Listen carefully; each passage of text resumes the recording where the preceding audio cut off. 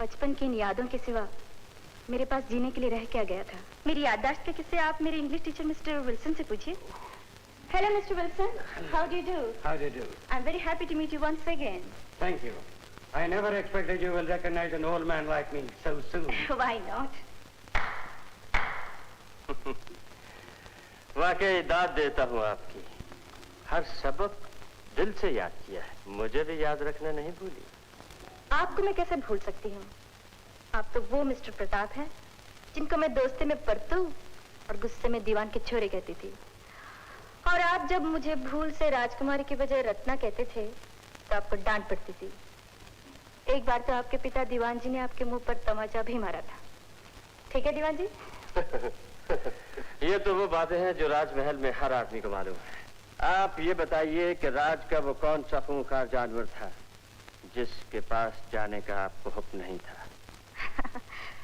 पिताजी तो मुझे सिर्फ आपके पास जाने को मना करते थे। राजकुमारी साहिबा, वो राजमहल का पागल हाथी मंगल था। ये मुझे याद नहीं। अच्छा, ये तो याद होगा कि बेर का वो पेड़ राजमहल में किस जगह है जिसके बेर हम दोनों छुप छुप कर खाया करते थे? वो कुआं कौन सा है जिसके मेंढक हम दोनों पकड़ा करते थे? मैंने कहा ना आपसे, बचपन की ऐसी छोटी छोटी बातें मुझे याद नहीं। लेकिन आपकी याददाश्त पर तो लोगों को हैरत हुआ करती थी। अपनी याददाश्त के किस्से आप मिस्टर विल्सन से पूछिए। मैं बताऊं आपको ये छोटी छोटी बातें किस लिए याद नहीं? कि तुम राजकुमारी रत्ना नहीं को दगाबाज हो, जो राजमाता के जज्बात से खेल कर रियासत की तमाम दौलत पर कब्जा करना चाहती है। ये सब झूठ है। मुझे दौलत का कोई लालच नहीं है। मैं इस रियासत को ठोकर मारती हूँ। तो फिर इंतजार किस बात का है? मारिए ठोकर और निकल जाइए यहाँ से। मैं नहीं जाऊंगी। मैं अपनी दादी माँ से मिले बगैर नहीं जाऊंगी। कभी नहीं जाऊंगी, कभी नहीं जाऊंगी। ये लड़की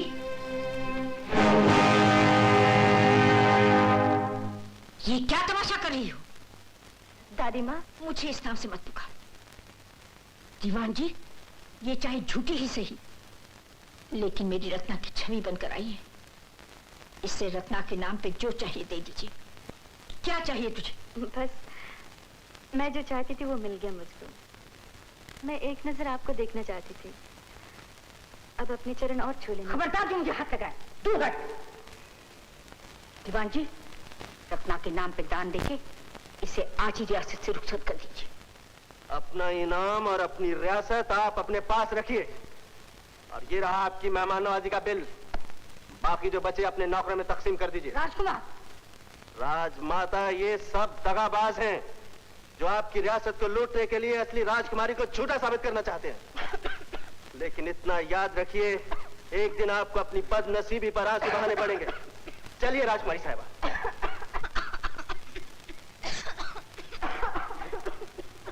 ठहरो राजकुमार। ये क्या हो रहा है तुझे? मुझे कुछ नहीं। इस तरह खास क्या है? अभी तो अच्छी होती थी। आप चिंता मत कीजिए। जब मेरा जी भर आता है तो मुझे खांसी आने लगती है। ये बीमारी कब से है आपको? जी, बचपन से। राजमाता,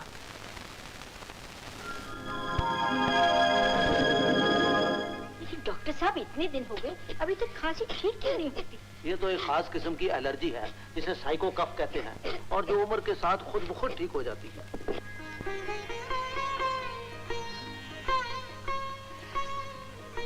रत्ना, दादी माँ, रत्ना, मेरी रत्ना, मेरी बच्ची।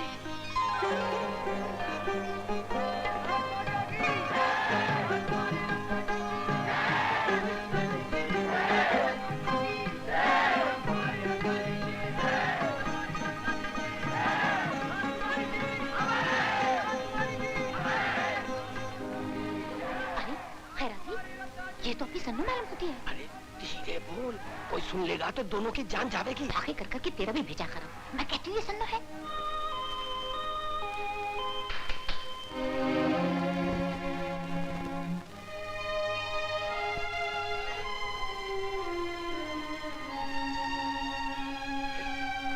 इन गंगा जमनी महलों में तू अपने प्यार का धर्म भूल न जाना शन्नू।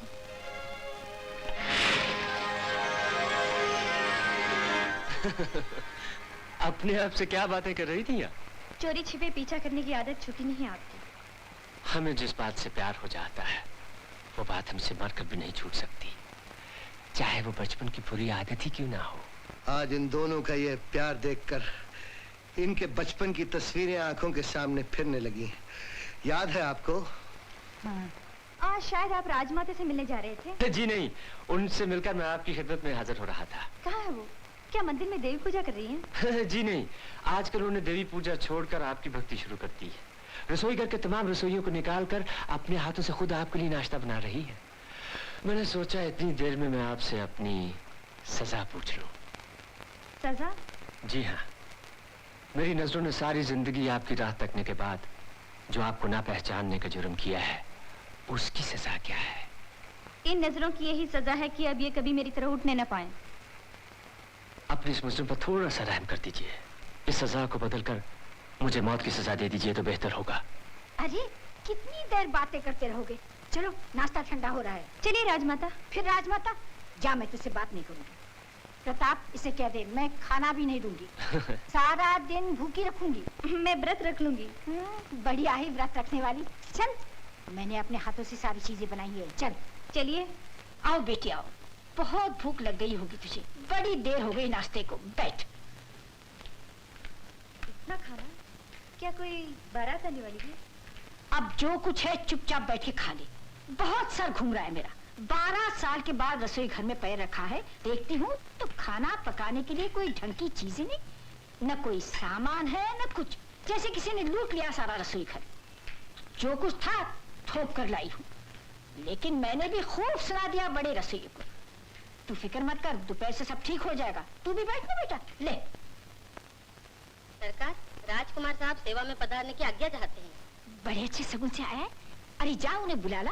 खड़ी खड़ी मेरा मुंह क्या देख रही है? उन्हें कभी इंतजार नहीं करवाना, जैसे ये आए मेरे पास ले आया करो। न जाने किस काम से आया है। मेरा ख्याल है आपसे वापस जाने की इजाजत मांगने आए होंगे। उसकी मजाल है कि अभी से जाने का नाम ले। अभी तो रानी बेटी की सरकारी मंजूरी भी नहीं आई।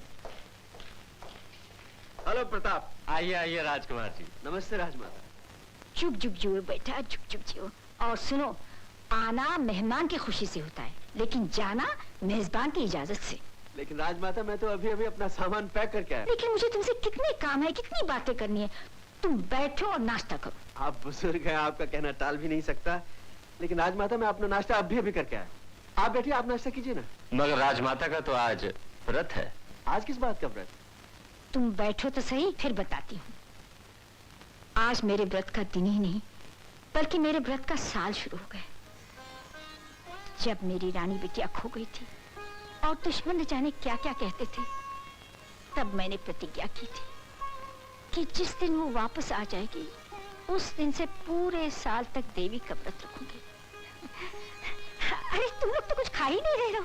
लो, ये लो नवरत्न परोठा, और ये दूध की टिकिया तो तुमने देखी तक नहीं। लो खा लो। ये सब मैं कैसे खाऊंगी? मैं बताती हूँ। अरे वो मलाई की शाही अमृतिया कहाँ गई राजरतन? सरकार, तैयार हो रही है। अभी तक तैयार हो रही है? हमारी रानी बेटी अभी खाकर उठ जाएगी तो वो किस काम की? राजरतन, ये सब नहीं चलेगा। तुम अब दूसरी सरकार देख लो। देखती हूँ कैसे तैयार है। बेटी मैं अभी आती हूँ, तुम बैठी रहो। एक मुर्दे को दूसरी जिंदगी दे दी है आपने। ये सब राजकुमार जी की कृपा है। बिल्कुल ठीक कहा है आपने। सच कहता हूँ राजकुमार जी, जो काम आपने किया है उसके बदले में तारागढ़ की सारी रियासत भी आपको दे दी जाए तो आपके एहसानों का बदला नहीं हो सकता। जरा सोच समझ के बात कीजिए प्रताप साहब। कहते हैं कभी कभी मजाक से मुंह की निकली बात भी देवता पूरी कर देते हैं। नहीं राजकुमार जी। अरे आप क्यों तकलीफ कर रही हैं राजकुमारी साहबा? मैं मजाक नहीं कर रहा हूँ राजकुमार जी, बिल्कुल सच कह रहा हूँ। और फिर मैं तो जिंदगी भर आपके एहसानों का बदला नहीं चुका सकता। राजमाता के साथ साथ खाने पीने में ध्यान कम दो, अपने काम में ज्यादा ध्यान रखो। राजमाता को भरोसे में लेकर शाही खजाने की चाबी हासिल करो।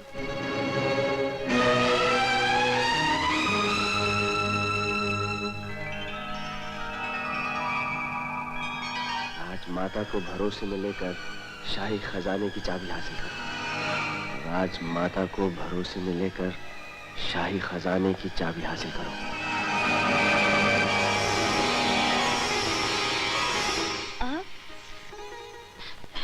ये क्या कर रही हैं आप? तुझे जी भर कर देख रही हूँ। और क्या कर रही हूँ? तू लेटी रहे।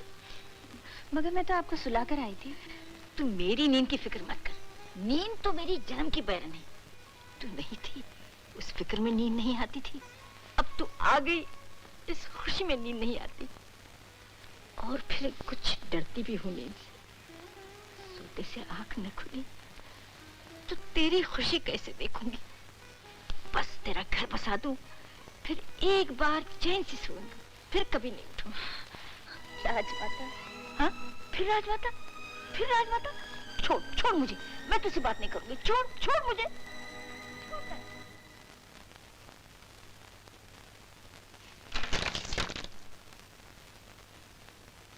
क्यों शर्मा? काम बन गया मेरा?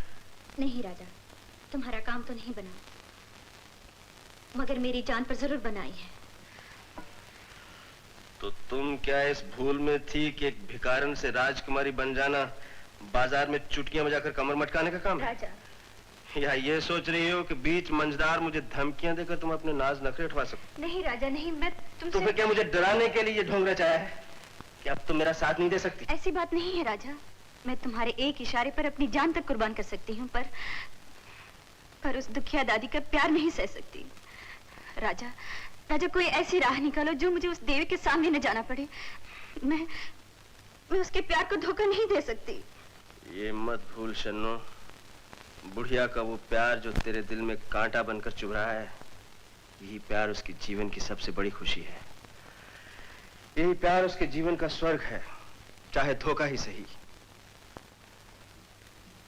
जाओ वापस महल जा, और वो बुढ़िया जितनी खुशियां तुझे अपनी पोती समझकर तुमसे हासिल करना चाहती है, उसे जी भर के लूटने दे।